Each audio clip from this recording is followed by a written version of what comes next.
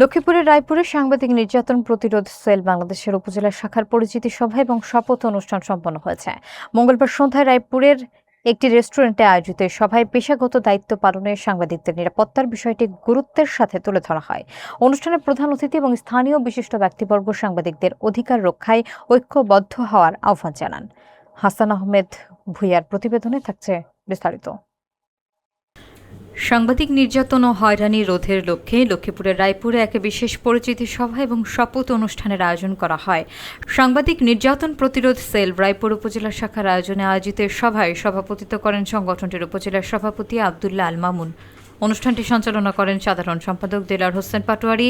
সভায় আমন্ত্রিত অতিথি হিসেবে উপস্থিত থেকে বক্তব্য প্রদান করেন সংগঠনটির লক্ষ্মীপুর জেলা শাখার সভাপতি AKM মাহমুদ রিয়াজ এবং যুগ্ম সাধারণ সম্পাদক সাইফুল ইসলাম। এছাড়া স্থানীয় ব্যবসায়ী ইব্রাহিম খান শাহ আলম এবং রায়পুর জনসেবা হাসপাতালের পরিচালক এজাজ হোসেন রোমান সহ বিশিষ্ট ব্যক্তিবর্গ বিশেষ অতিথি হিসেবে উপস্থিত ছিলেন। অনুষ্ঠানে বক্তারা দেশের বিভিন্ন স্থানে পেশাগত দায়িত্ব পালনকালে সাংবাদিকদের ওপর ক্রমবর্ধমান নির্যাতন এবং হয়রানির চিত্র তুলে ধরে গভীর উদ্বেগ প্রকাশ করেন। তারা অভিযোগ করেন, অনেক ক্ষেত্রেই সাংবাদিক নির্যাতনের ঘটনার সুষ্ঠু বিচার না হওয়ায় সাংবাদিক সমাজ আজ চরম নিরাপত্তাহীনতায় ভুগছে। সাংবাদিকদের নিরাপত্তা নিশ্চিত করা এবং স্বাধীন সাংবাদিকতার পরিবেশ বজায় রাখতে হলে সকল স্তরের সংবাদকর্মীদের ঐক্যবদ্ধ থাকারও আহ্বান জানানো হয়। আলোচনা সভা শেষে উপস্থিত সকল সদস্য সাংবাদিক নির্যাতনের বিরুদ্ধে রাজপথে ঐক্যবদ্ধ আন্দোলন করে তোলার দৃঢ় শপথ গ্রহণ করেন।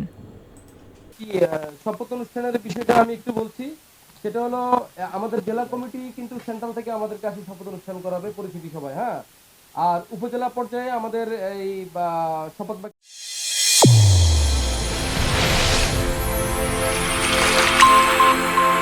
চ্যানেল A1 হৃদয় রেসপন্স।